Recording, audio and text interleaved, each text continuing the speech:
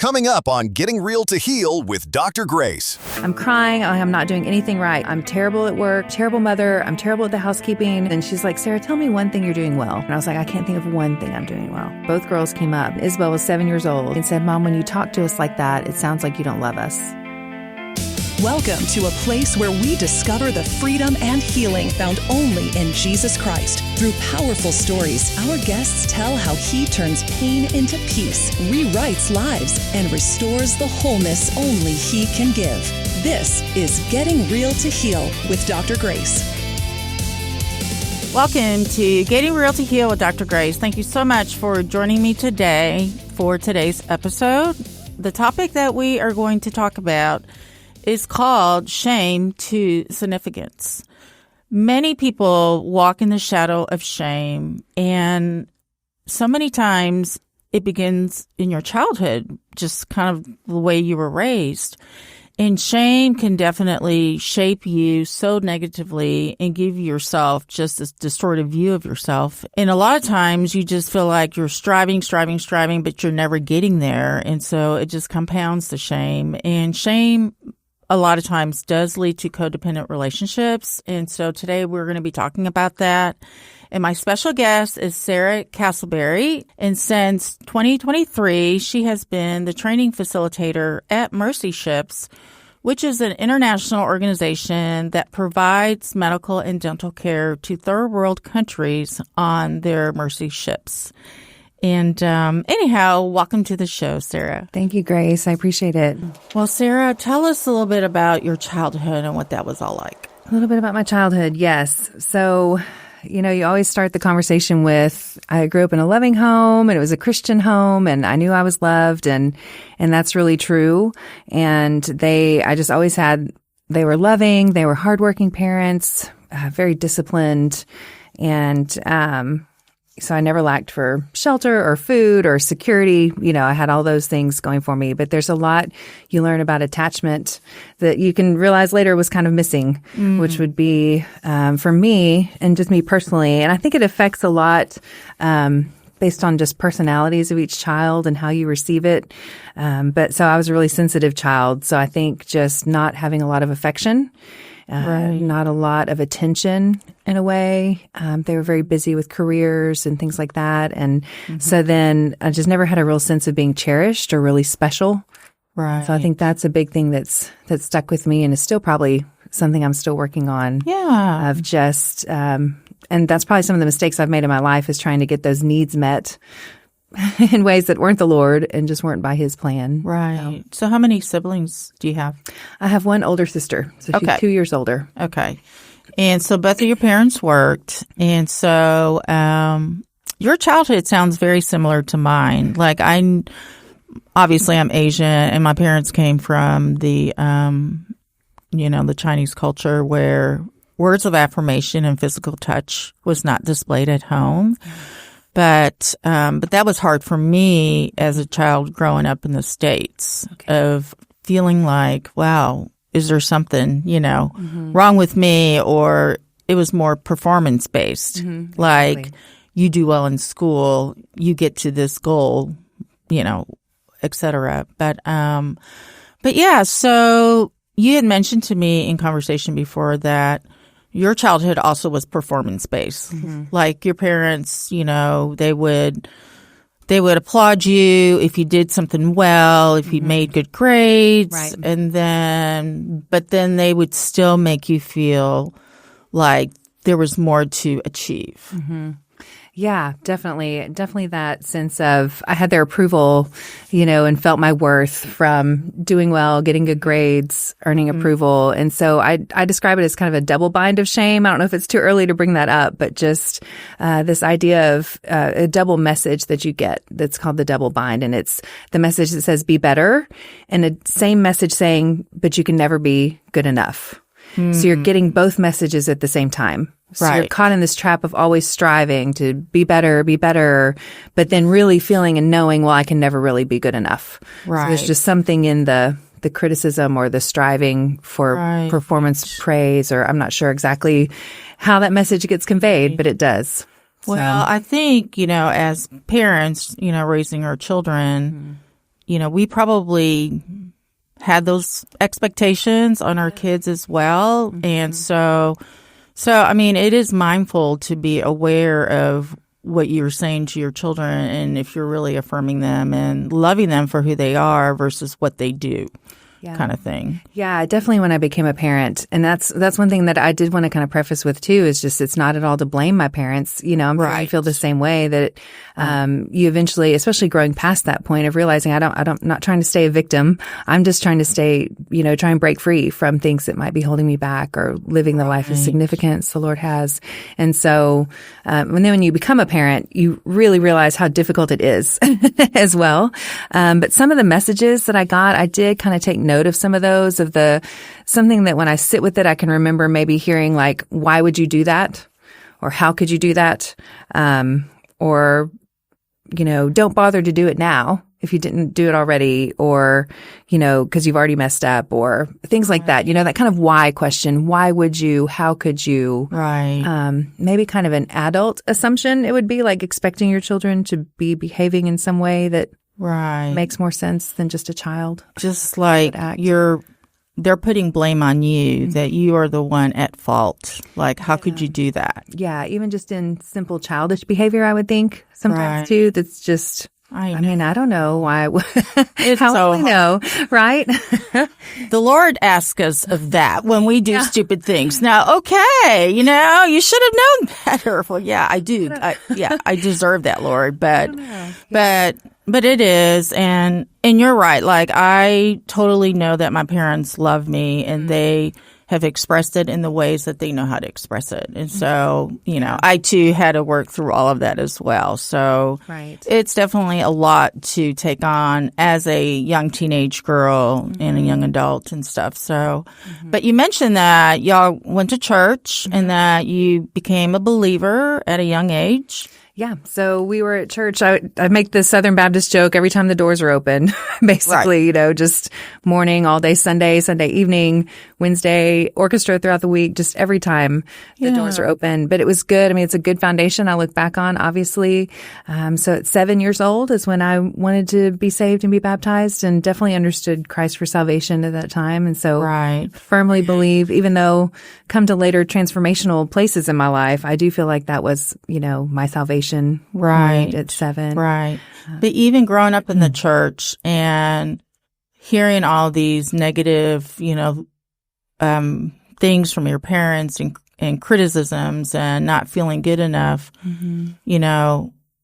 it's hard to say, hey, go talk to the Lord about it, because we're still just growing up and trying to get it all figured out. And and for sure. Well, and even church was a performative play, and if it's not performative directly, it's still, I think a lot, especially what was taught maybe in the 80s when I was growing up, was the behavioral modification. So it's all about be better, do the right things, this and that, make sure you're having your 15-minute quiet time a day, and this and this and this. And so then you get these messages of like, man, you can't even get up and spend 5 minutes with the Lord in the morning. Right. What kind of Christian is that? Right. Or you're involved in these things and you couldn't tell anyone. I don't know if that came from the church, but it's also dysfunctional families where you just don't air dirty laundry. You don't let your secrets be known. You don't let any negative things be shared about your family or you. Right. So that was hard. But people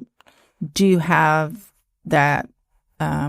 They feel that about the church as well. So definitely. So when you left for college, you met your first husband in college. I'd met him just in town where I lived. I went to Palestine High School. So he had just moved to town my senior year. He wasn't at the high school. He was older. Yeah. And we just met and started dating and then went off to college separate ways. Okay. But then ended up getting married after my sophomore year. Yeah. Y'all got married fairly early. Yeah. I was 20. And you're going to talk a little bit more about this, but, when you went off to college, your faith, and because he wasn't a believer, right? I don't like to say for sure people were or weren't, and judge that. I know. But through his actions. He kind of did the kind of emotional walk the aisle kind of thing at our church. And so I did at the time like, oh, well, we're not unequally yoked now because he's, not taking into account all of life's behavior and fruit and family dynamics and all the things. So by the time things were falling apart, I don't know for sure if he was a believer. So, but y'all started your family and you had 2 twin girls. Mm-hmm. We did. And so I think you're asking maybe about church or him being a believer. We didn't really go to church, but so we had twin girls, when I was like 24. So it was about 4 years later. So we just kind of would go to church every now and then. I had gotten excited that I didn't have to go to church when I went to college. I was like, oh, I can sleep in on a Sunday. That's allowed. Right. And then it was really hard to connect at a church. And so I don't know how deep my faith really was from high school. I was performing well. I looked like a really good Christian, good youth group. I could say all the right words and all those things. And then when I got to college, it was like, I'm kind of done doing that.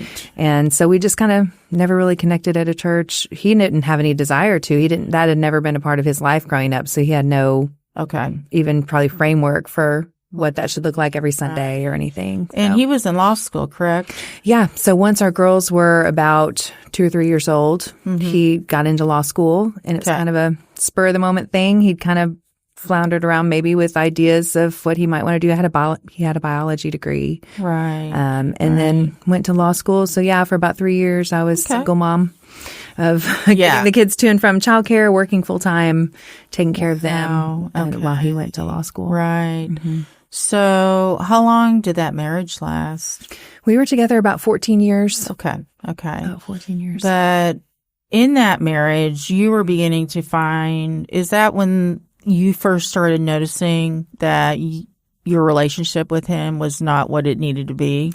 Yeah. So, I didn't have I didn't have any framework myself or anything. I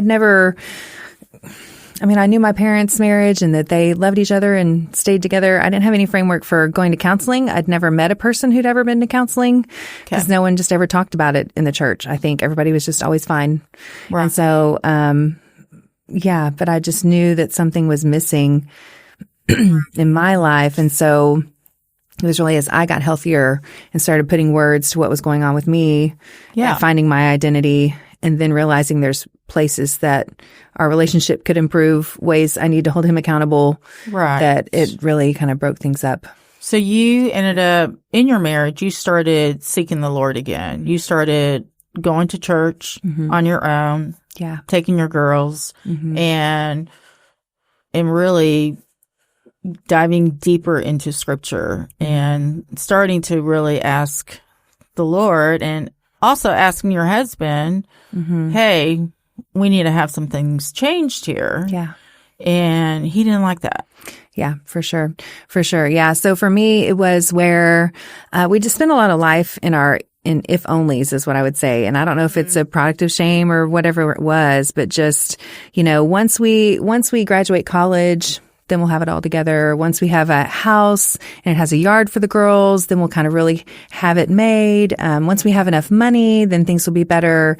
And once I lose weight and once I'm not working, I really wanted to be a stay-at-home mom. And so finally we moved to Tyler, and the girls were in first grade, and I was able to not work for about 2 years. I had lost 60 pounds, and I was sitting at night on the couch like, okay, I still feel empty. Right. I still feel empty. Something's wrong.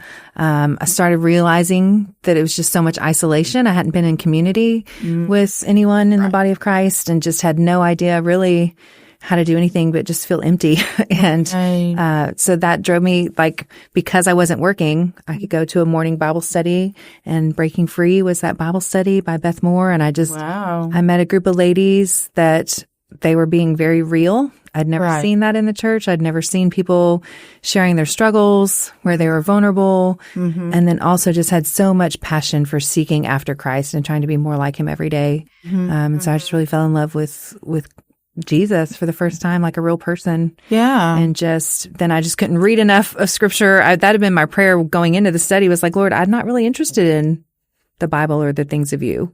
Right. So something's got to give. Right. And once I surrendered that, it's like I just couldn't get enough. Right. Then you realize this is more than just the words on a page. Yeah. Yeah, this so is real. this relationship that he's been wanting to have with you, you know? Yeah. So during that time when you were married to your first husband, did the word shame ever come across your mind that was something you had been struggling with, or that became more clear once you got into the Bible studies? Yeah. So that's what it was, getting into the group of women. And there's definitely power in like a small group and being with people because they reflect back to you and have words for things that you have no idea. And they'll be sharing their story and you go, oh my gosh, I so relate to that. What are they saying that is? You know, what is that thing going on? Wait, all these people are in counseling. Maybe I do need counseling for that too, you know? And so I started going to counseling. So good. Yeah. I started going to counseling. And so saw someone here in town who actually gave me a book called Shame Off You. They've renamed it something else. I'm not sure. But it was called Shame Off You. And it just put a word to all of these feelings of not feeling good enough. Right. And just really gave me lots of definitions. I think it may have even mentioned that double bind of shame, or it may have been another book I found that was about shame. Right. So yeah, just realizing. So the biggest thing I think the counselor did for me was just really replace some of those negative voices that I had in my head, like her. I don't want to say the word reparenting, but that's kind of a word that's out there of like being able to replace that, giving me an affirming voice for things where I would be really upset. I remember one of the first times I went to go see her, or sometime in that first, and where I'm crying. I'm not doing anything right. Like I'm terrible at work. I don't know if I was back at work. I'm a terrible mother. I'm terrible at the housekeeping. I'm terrible with this, and I don't dress right, and I don't keep my hair, and I don't do all these things. And she's like, Sarah, tell me one thing you're doing well. Right. And I just sat there and I was like, I can't think of one thing I'm doing well. Nothing. No area of my life, nothing. And she goes, Sarah, that's a lie. Right. And so that just became a place in my life to recognize, to start to recognize then, if I'm in a place where I'm churning and thinking like, and I just feel horrible and there's nothing I'm doing well, to understand that that's a lie. That that is a straight up lie. And then you realize how many years you've been living with those negative thoughts of self-defeating thoughts about how you can't do anything right, and how that was playing out in your inner core self of how you felt about yourself. For sure. And a lot of feelings too, all your feelings. So learning that I don't have to just follow my feelings, that I get to choose, you know, I can have the feelings and not just be swept up in it. So if and that my thoughts can lie, if my thoughts are telling me things, I don't have to believe it. Right. Like telling me I'm no good, that doesn't have to be the truth just because I thought about it. Right. Just lots of foundational things I had no idea. Well, I was thinking about, shame can come as a result of something that we have done wrong, guilt and shame. And so, that type of shame is not really the shame you're talking about. Correct. The type of shame you're talking about is just all these negative things that, you feel like you are not good enough. For sure.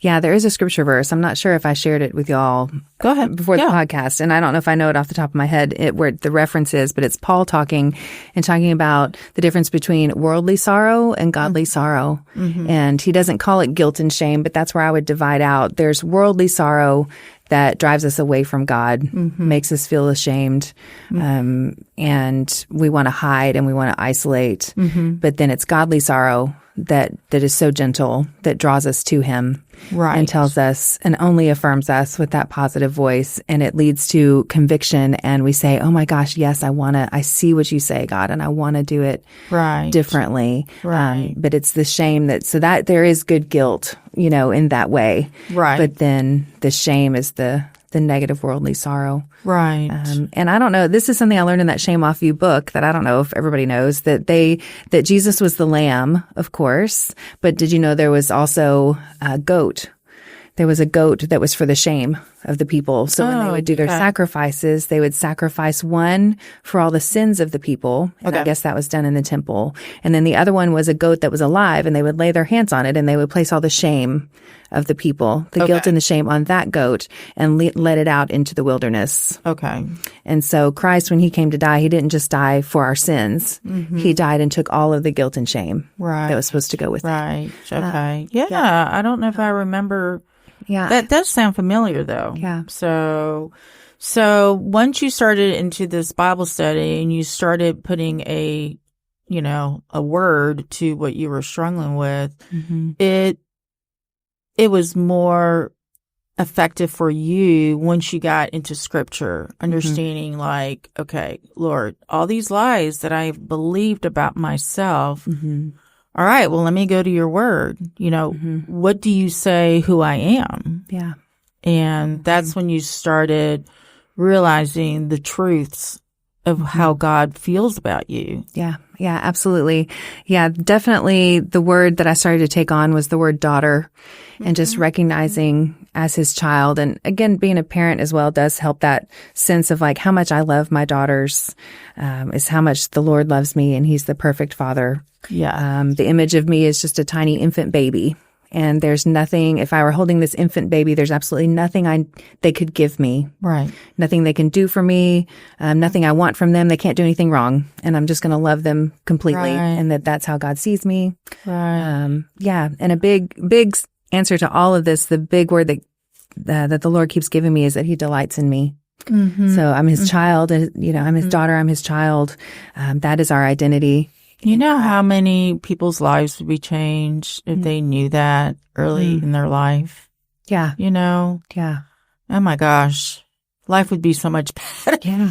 Yeah. The voices that are negative and telling us even that you don't deserve it. I think that's something you said, or something I deserve the punishment or whatever. That's just never his voice that says you deserve this, or, because he knows, he knew everything we ever did before the creation of the world. Right. And so he knows and chose us anyway. He still loves us. So that's actually Ephesians chapter 1. This is a big life verse for me as well that I go back to again for like security of salvation. Yeah. Is this idea that we are chosen in him before the foundation of the world to be holy and blameless in his sight. Yes. And so if he chose me before the foundation of the world, there's nothing I could do now. I know. That would cancel out. I know. It's beautiful. What a beautiful promise. So you were, getting healthier emotionally and spiritually growing, but your husband obviously was going to stay where he was. And so y'all eventually did, get a divorce. And I know that was very, very difficult because obviously, who wants to get a divorce, but you kind of realized you didn't have a choice. And so looking back on that relationship, would you describe it as a codependent relationship when you were unhealthy? Yeah. So, and I would say codependency started even sooner. Like, I feel like, that was one thing I started learning in class was in the late sessions with the ladies is someone kept saying, well, performance-based, shame-based identity. And I was like, well, that's me. Performance-based because I'm all about performance and not being good enough. And then shame just drives so much of what I do. That's the definition of codependency is a shame-based, performance-based identity. Okay. And so initially they were going to be going through like a codependency study. And I was like, I'm not codependent. I don't know. Right. That doesn't sound like me. That sounds like something to do with alcoholics or something to do with, right. alcoholic families or something. But instead, there is a book that I do have the link for that's Untangling Relationships by Pat Springle. And it's just uncovering all the patterns of our relationships. And it's codependency. And so, I would say I was a codependent person. And it's people pleasing is another way to say it. Okay. So all of us, good Southern ladies especially, are good people pleasers. Right. And we can have the gift of hospitality and the gift of helps, but a lot of times that gets distorted. Right. Because that's really people pleasing to get your own worth. Right. So if I don't feel like I have any worth, then the way I do that is to get approval. And I need your approval, so I need to please you. And I need this person's approval, so I need to please you. And so I had a really hard time even being the same person with you and with the other person because I'm trying to perform and be what you need and perform and be what you need. It's exhausting. It is. It's exhausting. It brings out how you're kind of lying, right? You're like kind of lying and putting on fake, and you don't see it that way. And then you're also in that way, I'm trying to kind of control how you feel. Like I'm controlling how you feel about me. I want you to be happy. So I'm trying to make you happy. It's really trying to control that situation, but I'm controlling it not just so that you're happy, but so that I have worth. So ultimately, like what you learn is that it's actually a very selfish thing. And you're like, no, I'm pleasing. I want to be a people pleaser, and I want it. No, it's really for your own self-worth. Right. So that was definitely my relationship with him. Going especially from high school, straight into that. I was really into romance novels from the time I was really young. That's a whole nother, might be a whole nother podcast, but just really into romance novels of, if I just find that one, that I'll feel special, right? I'm not feeling special. I'm not feeling cherished. And all those books are about, and actually Stacey Eldridge has a book. John and Stacey Eldridge have companion books. One's called Captivating. And it's about being the hidden princess. That's kind of the desire of a lot of women's heart, is to be the hidden. And that was me. that's what all the romance books were, is this one person, he finds her special. And then everything just works out amazing because you found the one. And so it kind of didn't matter, I guess, even who the person was. I found him.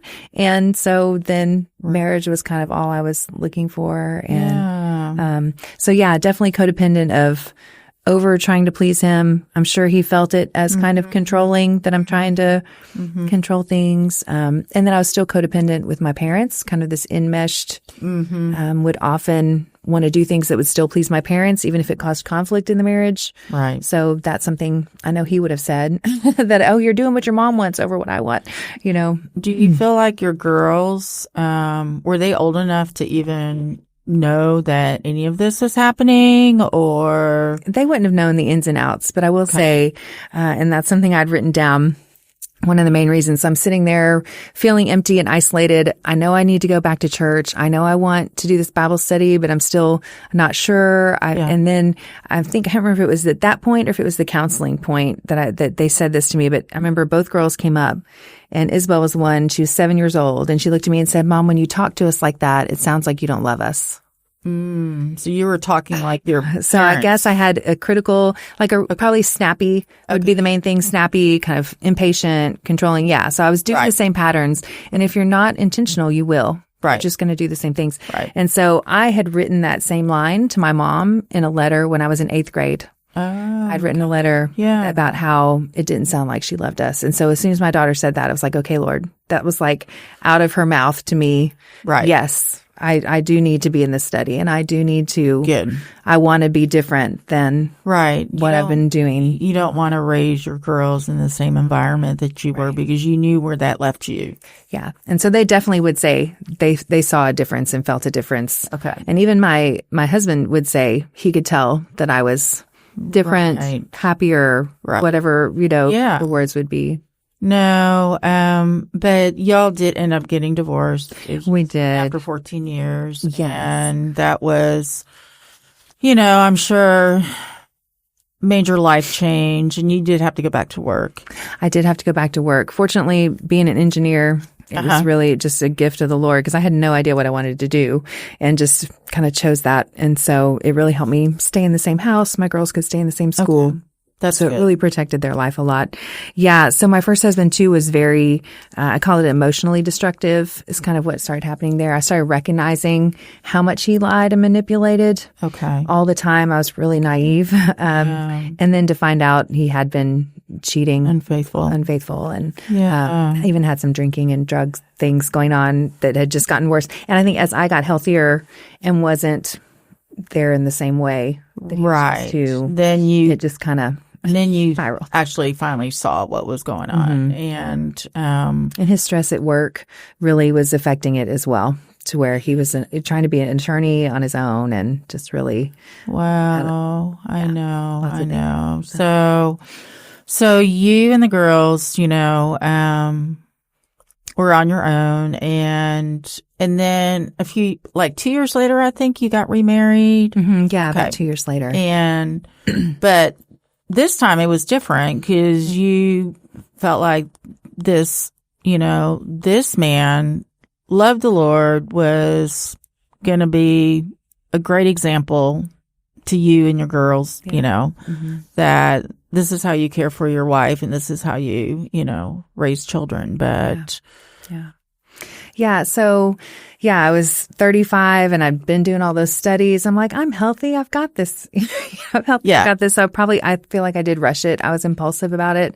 And I do, looking back, see what hooked me in was affection and attention. Okay. Someone telling me I was special. I mean, to go from someone who really had, like my first husband, very little physical touch or anything, no words of affirmation, and it had been a lot of isolation, a lot of emotional disconnection. I'm like, well, here's this person that, likes to hug me and tell me I'm beautiful and things like that. And so I really got hooked in that way early on. Yeah. And so then I just disregarded a lot of different flags and things. And even then, we had a good relationship that had its own issues. So but he was good to the girls. He was good. He was really good with kids. He loved them. He really would have loved them to, love him more. Like he would have just probably been over backwards. He would always he found out they like grilled cheese and tomato soup. So any chance he got, he'd make sure he had stuff to make grilled cheese and tomato soup and tried to ply them in different ways. They were already injured by their dad a lot. That made it really hard to really receive love. And then I think things that felt like love and attachment to me weren't really that good of an emotional attachment after all. And I think they felt that. They never felt a good amount of emotional attachment. Wow. But y'all did attend church together and some. Okay. Yeah, some, not really faithfully. Even I wasn't just faithful on a Sunday morning to just every Sunday want to get up and go. And then it's even easier when it's like, oh, let's just watch online. Girls didn't always want to go. Or if they wanted to go, he wouldn't want to get there for the music. So, well, let's just slip in for the sermon. And it just was not, I don't know. But you still were involved in Bible studies and still growing in the Lord and you were still in community. Yeah, I was in community. So I was still with that. Well, and so I did, when I went back to work, I couldn't do that ladies group that I'd been doing for 2.5 years. So I did lose connection of just that weekly accountability of being in it. We were in some life groups as couples that were doing studies.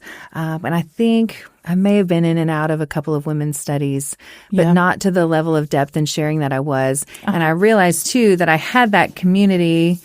But when I was looking for my second husband, I didn't use that community. Like I think that's where shame affected me as well. Like I felt awkward and embarrassed about dating and embarrassed about bringing this person around.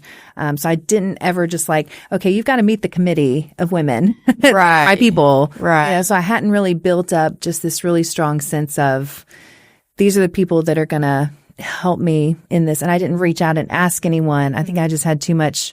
I just felt insecure about just even asking someone, or probably didn't want the accountability. I'm like, no, I'm kind of enjoying where this is going. And so I don't know that I want someone to tell me, no, you should really look for someone else or, so I didn't use my community. So that's one thing I really could have done was push into them, be open to.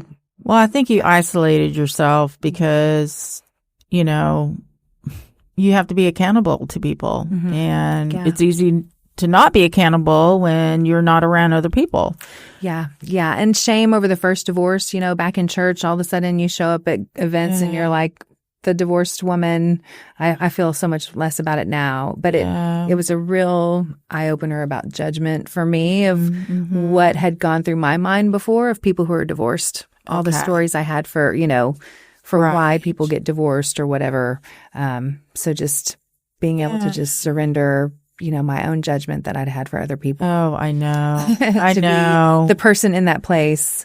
But I did kind of let a few friendships drop and stuff because I felt like I just felt too insecure because they'd been either couples friends or I'd been around them at a different time in my life. And here I am with someone new. I don't know. Were you doing counseling still or did you realize the shame was coming back and trying to make a stronghold in your life again?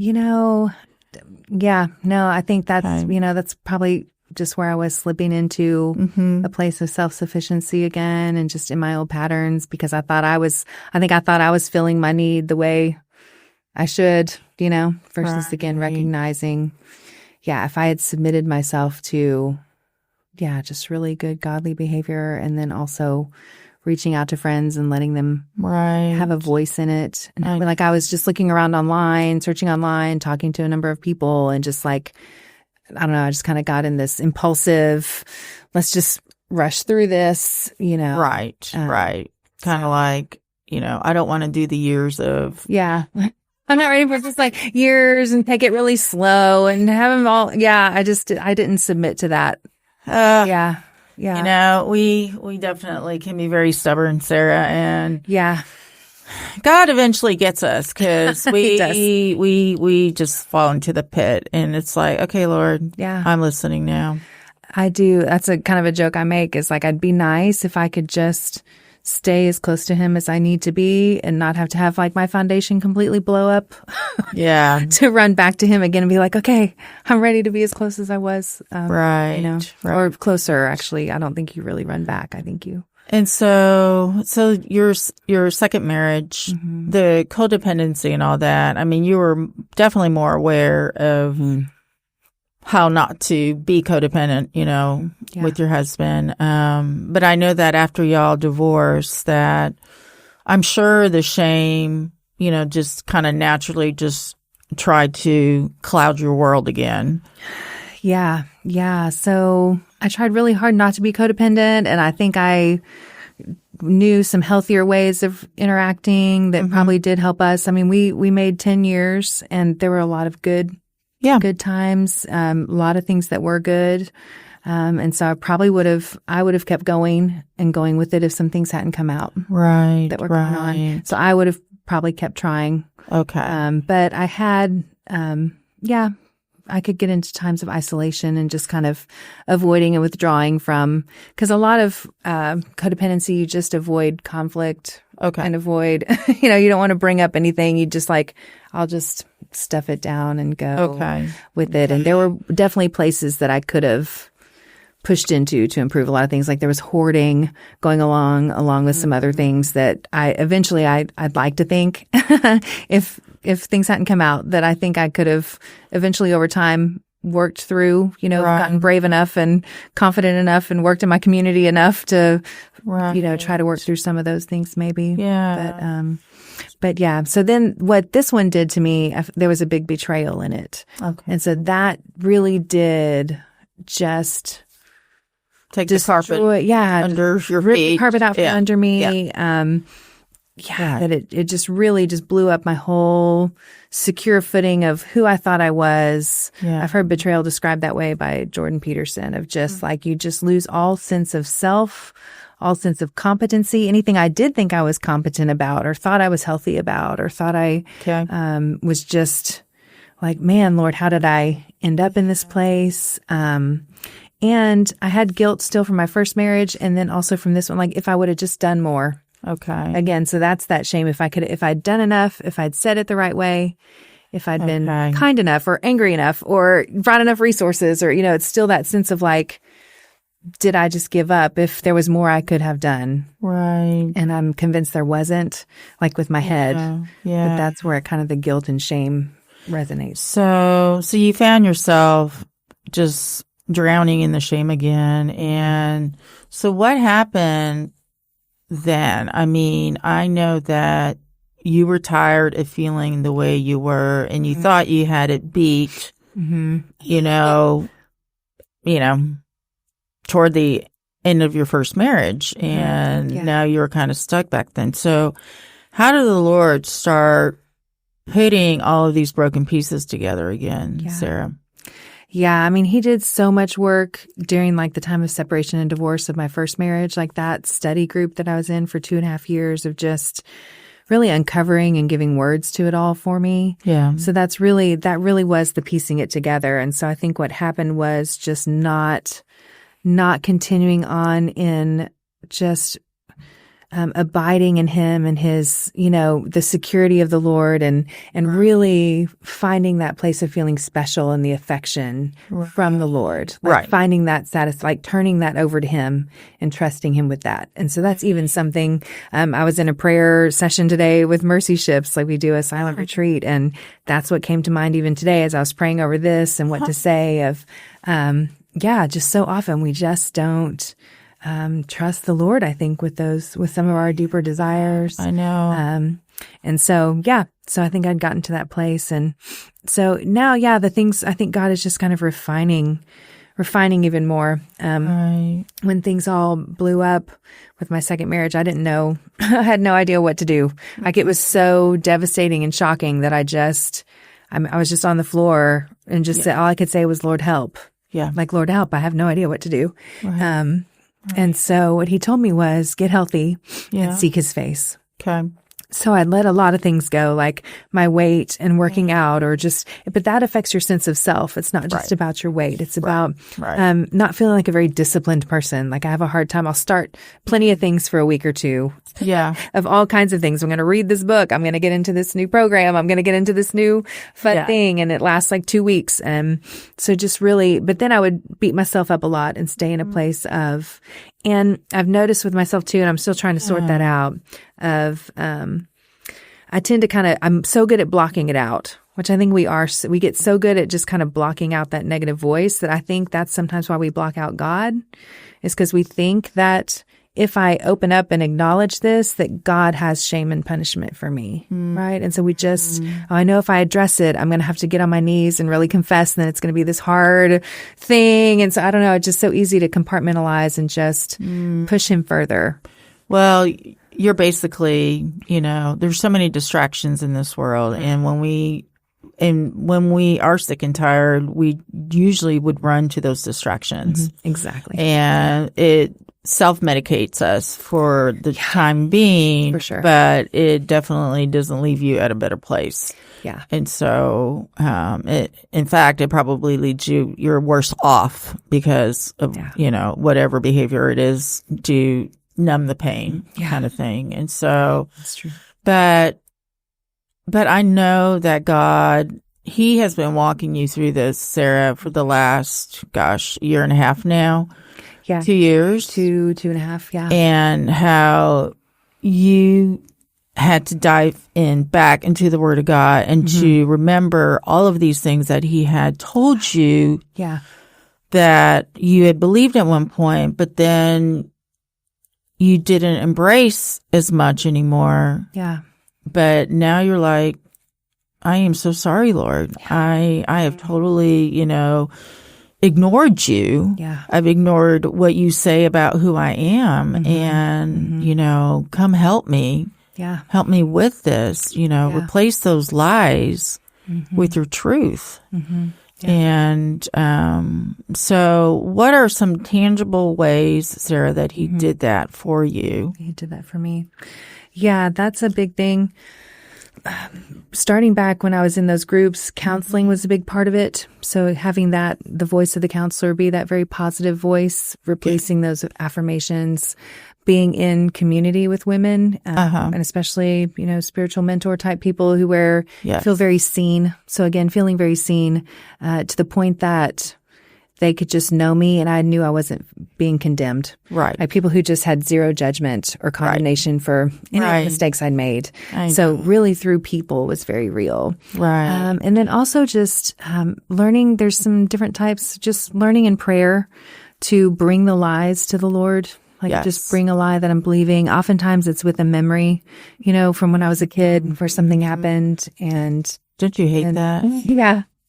So I have a story about one memory, if it's okay if I share that. Sure. So, and it's a memory, and it really doesn't even have anything to do with my parents or anything. So that's what's interesting is a lot of times these memories, you think it's your parents and what they, a lot of times, but then sometimes the memories are not that. Yeah. Anyway, so I was in kindergarten, and I remember they brought in the tumbling mats for us to have a special day. And I don't know if it was a party or what, but I feel like parents were there, and we all lined up, and I was just so excited. I mean, I couldn't tell you, I don't know how I was so excited to get to tumble on this this mat, and it was a special day. And the only rule was you couldn't step on the mat until the person in front of you was off the mat on the other end. And I was just so excited that I know they were close to the end, and I stepped on the mat.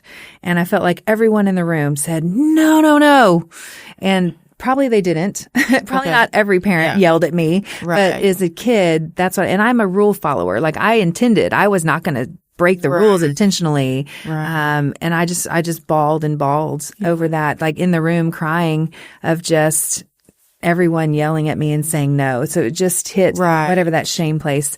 And so when I was in prayer, what the Lord showed me, was just the picture of him as a good father. Yeah. And so of how he would come over and like sweep me, like what would a good father say? Like, oopsie. Right. Sweep me in his arms a little bit like, oopsie, we weren't supposed to do that.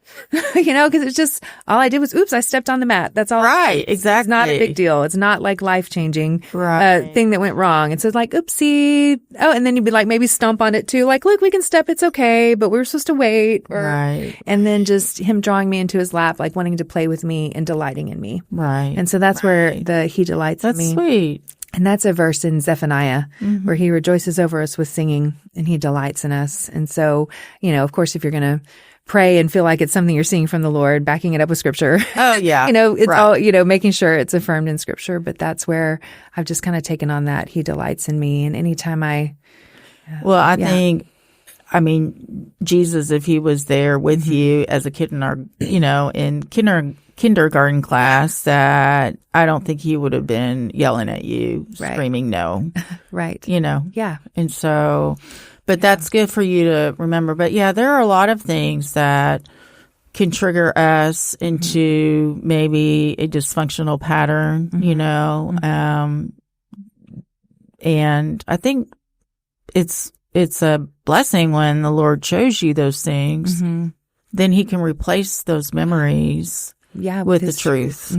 Yeah, so that's just something very tangible. You're wanting tangible examples, and that's just basically anytime I take something to him, even if I'm feeling just upset about anything, I can just sit and pray and be like, okay, what is this? Oh gosh, I'm just feeling really anxious. Well, what's the anxiety coming from? And so just really just prayer, hearing his specific voice replace the lie, was really influential because that just helps connect your head to your heart. With my head. I know with my head that I'm not awful and that there's nothing good I'm doing well. And, but just really believing it in your heart. Other tangible things, again, just through friendships and then just hearing, he's been so faithful, just like in finances when I need it and just in ways, just so many ways. I'm like, God, I don't understand why you're so generous with me and gracious with me. And so he really shows himself. And he gave you a wonderful job that you absolutely love. And, you're getting to meet all these people who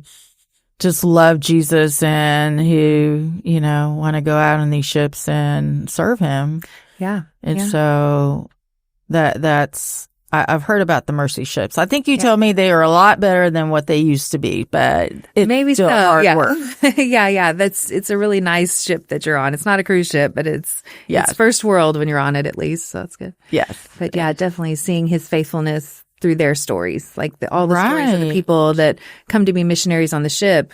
I'm a training facilitator, just kind of an intake class where we get to hear what brought you to Mercy Ships and hear kind of their miracles even of how God affirmed them and brought them there. Right. No, it's so great. I mean, that's one thing I love about the podcast is that I get to find out like how Jesus has become so real. How did he intervene in your life that really just made such an impact on you and it's drawn you closer to him. And, so it is a huge blessing that, you were able to get that position at Mercy Ships and stuff. So what would you say to somebody who is, because I'm sure you can recognize if somebody is struggling with shame, because you're like, hey, been there, done that. That's what I look like and sounded like. Yeah, for sure. And so how would you approach somebody? I mean, obviously you're not going to just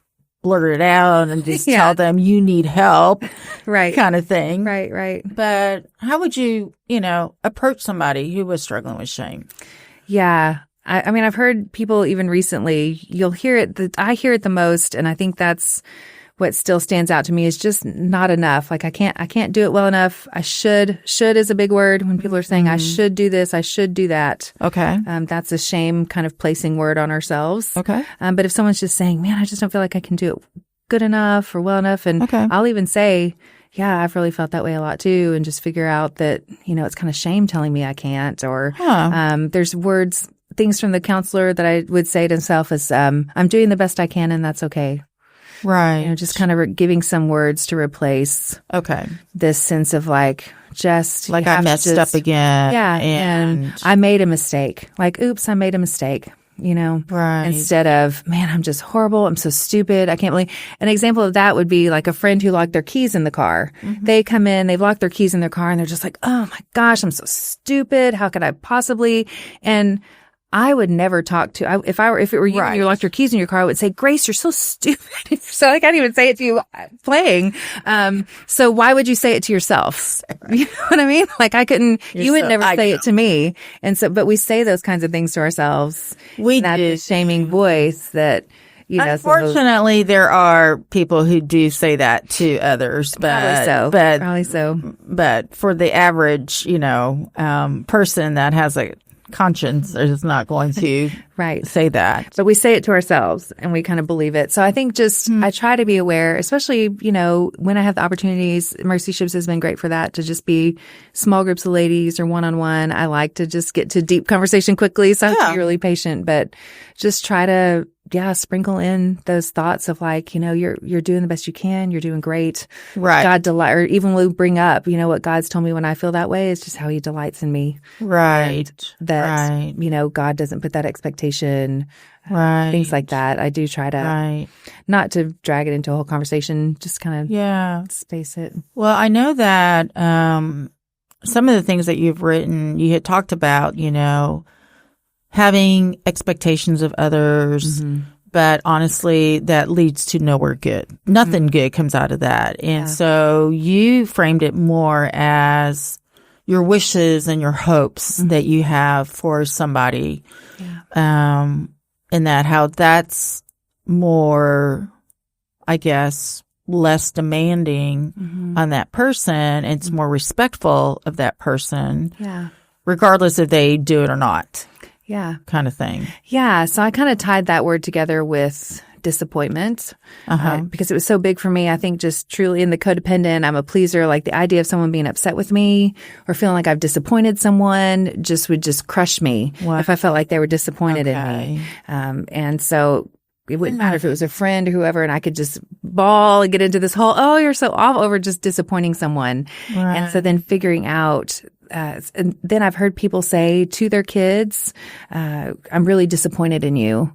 And I heard a counselor even that I respect, or teacher and writer, say, we can tell our kids we're disappointed. I'm disappointed in you. And that's just that disappointed in you never sat right with me. I was like, there's no way being disappointed in you is correct. So Lord, help me figure this out. So I went searching in scripture. Did God ever say I'm disappointed in you? Because I know he got really upset before the flood, right? With lots of wrath. And he's said it other times, I wish I'd never made these people, so he gets upset. But there's nowhere that he says I'm disappointed in you. And so what that comes back to, I don't know how, the words all fit together, of course, would be the Lord, was just expectations. And he doesn't have any expectations of me.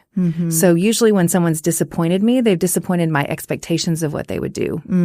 Whereas God he knows who I am. He knew me from the creation of the world. He's not expecting me to do anything different. So he's not ever disappointed in me. And so we just kind of can be careful with our expectations of people, that oftentimes it comes down to communication. I think this happens a lot in marriages, where I expected that we were going to go to this party and be there for an hour and leave. Well, I expected we were staying all night and playing games, and if we don't communicate those expectations, you're going to end up really unhappy, disappointed, all this. And so just taking it to the extreme, like we can expect our kids to clean their rooms and lay out that with good training, and that's great.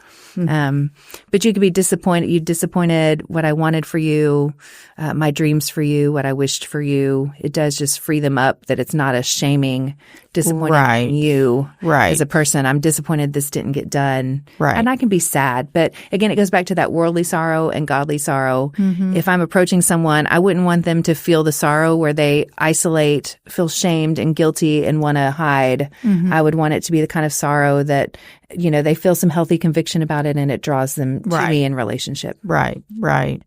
Conviction, repentance, and drawing you back to the Lord. Grace, you know, there's grace there. Yeah. So I know God is birthing in you something that you never thought you would actually ever do. So how is it that, you know, when I was coming up with the title of the talk, Shame to Significance, the significance just jumped out at me because, you know, somebody who carries shame, they don't feel significant. Yeah. And that's the last thing. They feel insignificant. And so, but once you're able to lay down this crown of shame and you realize Jesus did not want us living with this shame. Right. Instead, he wants us to be living, you know, with this crown of significance that he himself did, not of anything that we did. Right. But what he did for us. Yeah, I think that's beautiful. I think it's really beautiful choice of word. Yes, and so I know that you're kind of sort of thinking about writing a book, and you've written a lot, and one day it may form into a book. It could form into a book. Yeah. I do think shame keeps us from living in, really living a Christ-centered life. Right. You know, that's what codependency does. You're really living out of hurt and anger and loneliness and lack of objectivity and controlling and all these things and people pleasing versus being able to, instead of trying to please you, my goal is pleasing Christ. Right. And so there's a sense of turning from all of my churning and obsessive thinking and all these things and just move past those thoughts and feelings to something of significance. Right. Yeah. I feel like I've been on a journey. I have since 2009, starting with that study class and especially just books I've read, podcasts I've listened to, times with prayer and the Lord. So I do feel like I have like 16 years of learning all these things. And you know, it's almost that sense of responsibility of being able to share it is kind of where I'm at.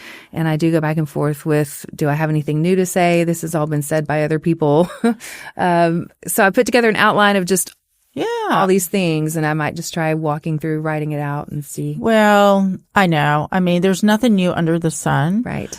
But your story is nobody else's story, and how God has personally spoken to you, you know, may very much resound and may never have been written anywhere else, Sarah, or, you know, it's a big world kind of thing. And so, but definitely if it's his will for you to write this book, it will happen. And, I have no doubt about it. Even if we feel like we can't, we're, you know, not, we don't have the skills to do that, but he definitely will give you the skills or whatever it is. And, you know, I've never written a book, so maybe that's your next project. I can't. No, I don't know. I don't think so. But I don't know, Sarah. So I know you've used quite a few resources. You've mentioned, you know, the Breaking Free by Beth Moore. And then I think you told me, Untangling Relationships. Untangling Relationships. Yeah. Was a very good book for you. And then there was another podcast show, I think, New Life? New Life Live was something that was really powerful for me. And Henry Cloud and John Townsend are Christian writers, authors, counselors who have written a lot of books. The Boundaries books is what people will be familiar with. Those are great books because that's all about helping you through codependency as well, that you find out who you are, hold your boundaries, that kind of thing. Right. And so they were both guest speakers on this New Life Live. It's Stephen Arterburn's show. But when I was listening to it, they would be there, I don't know if it was weekly or every weekday. And so there's a whole archive, and it's a radio call-in show, which feels really old to say. Oh, okay. But people would call in kind of like the Dr. Laura or whoever it was. That's so fun. And so then together as a group, they'd answer. And so just listening to it over and over again, all the different questions people would call in with, you'd start to recognize these common themes Okay. And a lot of times it's shame, it's boundaries, it's, Okay. how you would then interact and address people in a healthy way. And so I really feel like I just soaked in. I listened to hours. Like at that time, I listened to their whole. I might try to listen. I love Stephen Otterburn. I mean, what he's written, and Henry Cloud and John Townsend. I mean, they're so wise, and so I had no idea they did a radio show, which is I don't great. know how often they're on it anymore. I think since they got busier with their own stuff. Right. But all the people that talk on there I think are pretty good. Yeah. No, that sounds great. So Sarah, tell the listeners how they can get a hold of you.